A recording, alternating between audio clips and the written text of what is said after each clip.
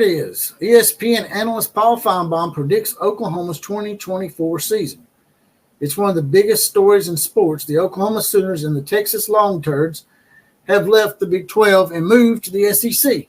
The move became official on July the 1st, and the regular season begins at the end of this month. Well, no shit. Depending on who you talk to, OU will either sink or swim in 2024. The doubters think that a porous offensive line will lead to the demise of quarterback Jackson Arnold, and Brent Venables' defense won't be able to hold up.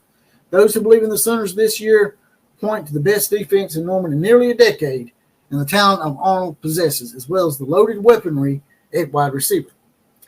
So basically they're saying that y'all's biggest point of concern this year will absolutely be the offensive line and protection of Jackson Arnold. You can have your great wide receivers, like you said here. It's loaded at wide receiver, but you can't get the ball to the wide receivers if your quarterback's down in the backfield. And even if he gets it to him, if he takes a hit, that's not called a late hit, it's taking that hit can absolutely put Jackson Arnold on the shelf, which is exactly what cannot happen this year. We got to keep Arnold healthy and upright for Oklahoma to succeed. ESPN college football analyst Paul Finebaum is extremely complimentary of the Sooner this offseason. He took time during his show. On Monday, during the show, he gave his optimism and record prediction for Oklahoma. He says he thinks Oklahoma is a 9-3 team. Finebaum said, I've been out there a couple of times this year in April and July and had a chance to be around Coach Venables and the rest of the staff. I'm really high on what's happening out there. This isn't the first time that Finebaum has praised Venables, and now respected SEC voice is backing up his off-season talk with a record prediction. Of course, 9-3 is not the standard in Oklahoma, but Oklahoma's difficult schedule makes it a pretty successful record. Coupled with the fact that the college football playoff is expanding from 4 to 12, the Sooners could still be on the fringe of making their 5th playoff appearance this season. So, optimism from Paul Finebaum for a change. He was a couple of years back. He was crapping all over the Sooners and had his nose firmly up the crack of what we call in class TBOW, the bitch out west. That being Linky Boy, old Lincoln Riley, Finebaum, and a few others. When he went out to USC, they thought he was the next coming of Nick Saban and Bud Wilkinson combined. They weren't kissing his ass on the left side or the right side. They had their nose right up the middle, right in his crack. But they've come around. At least Paul Finebaum has. I don't think Colin Coward has yet. Needless to say, it will matter who OU loses to, if they lose, and what happens around the country. However, navigating an absolutely brutal schedule to get to 9-3 would be a strong statement from Venables in year 3. Playing in college football's toughest conference and winning some of the games the Sooners would have to win to get 9-3 would mean the playoff would be a reality if Oklahoma can get the job done. The college football playoff appearance in the SEC just 2 years after going 6-7 would let the country know that Venables is building a big winner at Oklahoma. High praise, high praise, high praise. Looks like Paul Finebaum's becoming a believer, man. Looks like he's trying to jump in here on the Outlaw posse. Maybe we should make him an honorary member of the posse. Maybe I should send Paul Finebaum a badge or two. I don't know. What do y'all think? What do y'all think about Oklahoma's record? Y'all think 9-3 is about right for Oklahoma?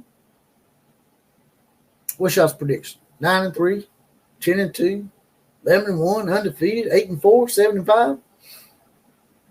Me, I sort of agree with Paul Finebaum.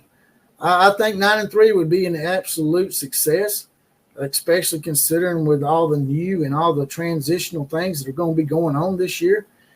Poor old Brett Venables has had to deal with all sorts of transition from day one at Oklahoma, and now he's got to transition into an entirely different new landscape and conference. So 9-3 would absolutely, to me, I know some Oklahoma fans don't like that idea, but if they're on the fringe of making the playoffs, once you get in the playoffs, anything can happen. Just like in the NFL, a team would get in at sometimes 9-7 and win a Super Bowl. The New York Giants did it one time. 9-7 would be equivalent to probably in college, because they don't play as many games, would be equivalent to 9-3 or 8-4. Right? Garrett Bullware says rumors are Michael Hawkins Jr. is showing out. It's nice to hear we have a solid ass quarterback too. Well, that is solid to hear. That's a good thing. I'm hoping that y'all do have a solid number 2, because if the offensive line is as bad as they're saying it is, then we might need to have Michael Hawkins Jr. available and ready to come in and take over without – you're going to miss a beat regardless when you bring in a backup usually. Sometimes you don't, but usually. But not just to fall off like they did when they played Texas. I can't remember that guy's name that y'all had that started that game, but that's how forgettable the guy was. Y'all could probably throw his name down in the comment section. Garrett Bullware says 8-4 is the floor and 10-2 is the ceiling. Y'all agree with Garrett? Paul's right to be high. OU by 40, says Bagman. OU by 40 over who? Temple? Yeah, probably so. Tulane? Maybe not. Houston? Probably 42. Those first 3 games y'all got should be a cakewalk for Oklahoma. We're going to look at their schedule in just a second. Big Conus Kelly says 8-4 or 9-3 for OU is about right. So it looks like we got a lot of people that are agreeing on that. Bagman says OU by 40 over everybody. Well, sounds like to me that Paul Finebaum's not the one high here, Bagman. Sound like you've been dipping into the bag that you sell to whatever men that you sell it to. Maybe you've been smoking some of that red hair, some of that loud.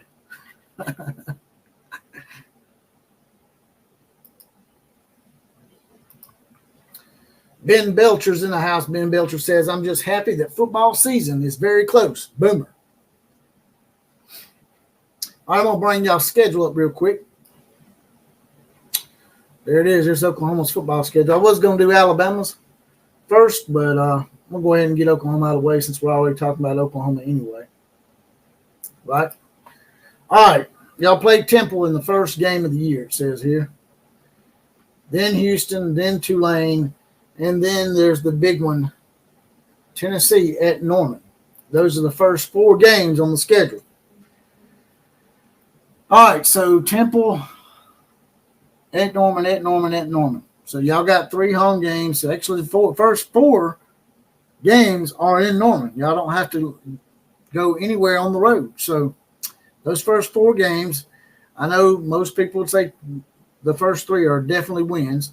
Although you have to watch Tulane, man, because they did beat the Skittle Shitters in a bowl, and they give Oklahoma a tough time the last time they played them, right? They almost beat Oklahoma. So I don't know if Tulane's a gimme or not. If y'all lose any one of those 3 games before Tennessee, it could be a long, long, long year. So you definitely got to make sure you win those first 3 games without a shadow of doubt. That's Captain Obvious right now. But, all right, at Tennessee. What do y'all think? It's going to be a hard one. Got a great quarterback in Nico. Josh Heupel's coming home. He's an Oklahoma alumnus. He may have something to prove to Oklahoma for a future reference, maybe. If Brent Venables doesn't work out, maybe Josh Heupel comes home and coaches Oklahoma. What do y'all think about that? But those first 4 games, I could see Oklahoma. That's a hard game for me, a Tennessee game. If the game was in Knoxville, I would probably go Tennessee. But because it's in Norman, and it's the first ever SEC game for Oklahoma, it's going to be wired up in Norman. There's going to be a lot of high emotions. If Tennessee can weather that first half without getting down by a couple of scores, Tennessee might be able to pull that out on the road. Be very important for them, too. Tennessee don't want to be the first person to lose to one of the new boys. But they might be, and I hope they are. I hope y'all put it to volunteers. I hope y'all put it to Smokey's ass pretty good. But in the end, I think that because of the dramatic situation it's going to be there, it's going to be high energy for the first SEC game. I think Oklahoma might actually pull this one out. OU by 13, says Corrections 101. I don't know if it'll be that much, but I do think that Oklahoma may be able to pull this out just because of the gravity of the situation and the historical significance of this game for Oklahoma going forward. We have Auburn at Auburn. That's y'all's first road game. I hate y'all to go to Auburn for your first road game, man. That's it's not going to be a true indication of how the SEC people are. Just so y'all know, the barn monkeys are a special breed. We call them the barners down here because they got so many barns in Lee County where Auburn's located. So to give y'all a little education on the SEC and the nicknames and the stuff that you can say and do to get Auburn riled up, that's one of the things you can call them. You can call them the barners. I call them the barn monkeys because I want to take it a step further because there's like a bunch of monkeys hanging out in the barns down there. But, yeah, they'll play at Auburn. That's a hard game, man, for me. It's hard to win at Auburn, especially if you're a big-name school. Every time Georgia and Alabama go down there, the games are close, even if Auburn sucks sometimes. The games are close. Now, New Mexico State did go in there and spank their ass last year, but that's because they weren't really thinking about New Mexico State. That's they met Alabama, who they almost beat the next following week after getting beat by New Mexico State by 21. They push Alabama to a Hail Mary. So it's just a weird place in Auburn. So y'all could catch a loss right there. Now, Texas as well. Texas has got a lot of beef with y'all right now, of course. It's Red River Rivalry is Captain Obvious once again, but more so this year because of how y'all beat them last year. And basically, we're the only team that beat them until Washington did, which Kalen DeBoer is now our head coach at Alabama. Oh, man. It's going to be a hard game now. You know, Steve Spurrier, I almost called him Steve Spurrier. Steve Sarkisian did make a little tweet that got deleted. A lot of people think it was fake, but it wasn't. It was a tweet that he made, but they deleted it, basically saying that he's not going to be – Oklahoma's not going to be getting lucky this year. Is what his tweet said, that they was going to make sure of that, and they were just going to revert back to the 49-0 game plan, and they was going to hang 56, 8 touchdowns is what he said, on Oklahoma. And if he saw any horns down signs from anybody, he was going to maybe hang 70 on Oklahoma. But that was the alleged tweet. Then y'all play South Carolina at Norman. That should be a win. Y'all play Ole Miss in Oxford. That's a tough one, man. It's hard to win at the Grove. Going to the Grove with Ole Miss coming off one of the better seasons in history. Lane Kiffin seems like he's solidified himself there. That could be a loss for Oklahoma. I'll be honest with y'all. What do y'all think? Bagman says Josh Heupel is literally our son. OU beats Tennessee by 39 plus. So y'all gonna disrespect your son and beat him by 39 plus? Y'all gonna run the score up on one of your own, Bagman? Where's the love at for Josh Heupel, man? Y'all don't love Josh Heupel anymore? Y'all gonna run a score up on poor old Josh Heupel and the Tennessee Volunteers? Oops, sorry, I'm not supposed to say that. That's it's not politically correct. You guys call them the Volun Skittle Shitters. Y'all come up with a good derogatory nickname for Tennessee for me. Big Owens Kelly might be able to do that. Garrett Bullware asks me, Outlaw, how crazy is Jordan Hare playing? Very crazy. There's some kind of boogaboo down there, man. Some kind of voodoo shit going on down there with the barn monkeys. When y'all go down there to play them, make sure y'all let them know that y'all have been educated upon what their true name is, that being the Barners and the Barn Monkeys. You say tough love for who? Josh Heupel? Y'all not going to beat Tennessee by no 39 points now. I know you just playing around, no bag man's trolling, but I'd be very surprised if y'all even beat Tennessee, to be quite honest with you. If y'all beat Tennessee, I will be happy. I'm not saying I want Tennessee to win. I'm just saying that it's going to be a tough game either way. It could get out of hand if Tennessee lets Oklahoma get on a roll with it being a historical game like that, and the emotions are going to be really high. If you let those emotions get going and rolling, they could be in for a long night in Norman. You're right. I just don't see 39 plus. If Oklahoma were to get up on them, I wouldn't see it by more than 17 to 21.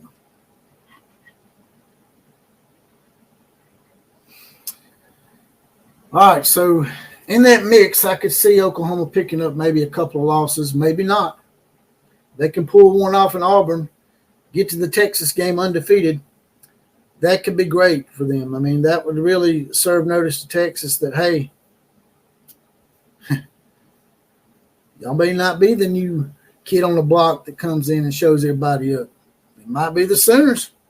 If the Sooners makes it through that game at Auburn and Tennessee, back to back, and they go into the Red River rivalry undefeated, I absolutely think that they could get on a serious roll and be threatening to go to the SEC title game. By the way, I think they should do away with the SEC title game. If you're going to have a 12-team playoff, they need to do away with the conference title games. It's just another game where your players can get injured. Y'all play Maine. Maine should be able to win that game, right? Y'all gonna get beat by the Black Bears. Wrong answer. Missouri. That's a team that's been talking a lot of mad smack. Surprisingly, I didn't know Missouri had such an angst and an axe to grind with Oklahoma. But Missouri seems to be a little more pissed off at Oklahoma than they are Texas. It's sort of like they're the reverse version of Texas A&M, except they dislike Oklahoma. Missouri seems to think that they're going to show Oklahoma they're entirely different from the Missouri team they used to play in the Big 12 and the Big 8, even further back in the day. It's at Columbia. It could be a boogaboo. It could be a loss for Oklahoma if they are looking ahead to Alabama, which is 2 weeks down the road. They do get an off week. Y'all go to Columbia, and y'all do get an off week before Alabama, so that could serve y'all pretty good. And y'all play Alabama in Norman. It's going to be a hard game for Alabama. We've only played Norman once, and we lost. So we need to check that box. We need to finally win a game in Norman. So Alabama needs to go up there and at least win that game by about 14 points, in my opinion. Get y'all back for beating us when we had Franchione. LSU game is in Baton Rouge. That could be tricky. According to how good LSU is, you never know what you get with LSU from time to time here lately. 1 minute they're winning national championships with the college football version of Farmer Fran. Town won a national championship in 2020. Go Tigers! Does he not sound just like Farmer Fran? Does Ed Orgeron not sound just like Farmer Fran of the Water Boy? Just like him, man. Just like him. I think y'all can beat LSU, though. I don't think LSU is going to be quite as good as people think they're going to be this year. Much to the chagrin of Big Cojones Kelly, I do like LSU. They're one of my top 5 teams. A lot of Alabama fans hate them. I love LSU. I love going down to Louisiana and partying with the LSU people. If you get with the right people down there, you can have a hell of a good time, man. It's a great time in LSU. It's going to be a hard game. I think y'all can win it, though. I don't know if y'all can beat Alabama, or it might flip-flop. Y'all might beat Alabama, and y'all might lose to LSU. But I think y'all will lose one of those 2 games. So y'all finish the year with LSU and Alabama, and that's a hell of a slate. It sounds like they didn't do y'all any favors, unlike the Texas Long Turds. Might be able to see Alabama play Oklahoma in a rematch. They might play in Norman. It might be Alabama's first loss. And then they rematch in the SEC title game. Of course, Alabama will whip your ass in the SEC title game like they always do because they beat Georgia. Every time we play Georgia in the SEC title game, we beat them. People don't realize that. Talking about Georgia's changing the guard, taking the torch because they won back-to-back titles. But one of those titles, they didn't play Alabama that season. Georgia is 1-8 against Alabama in the last 9 games. 1-8. So excuse me if I'm not sold on Georgia as the next dynasty. I'm just not buying it. See Alabama and Oklahoma in the SEC title game, man. That would be awesome. 2 Crimson Nations taking over. Taking over in Atlanta. Well, they might move the SEC title game to Dallas to placate Texas some more. Who knows? Big Cojones Kelly said there's 4 SEC teams that are on the fringe of the playoffs this year. Oklahoma, Alabama, LSU, and Mid-Pooh. That's the new nickname for Missouri, by the way. Given to them by you guys out there in Soonerland. The Sooner Mutts now call them Mid-Pooh. So from looking at that schedule, I'm going to say that I'm probably in agreement with Paul Finebaum that y'all will probably go 8-4 or 9-3 this year is my prediction. And there's going to be a segment of the Sooner fan base out there that are going to be probably calling for Brent Venable's head because, you know, y'all went, what was it, 10-3 last year?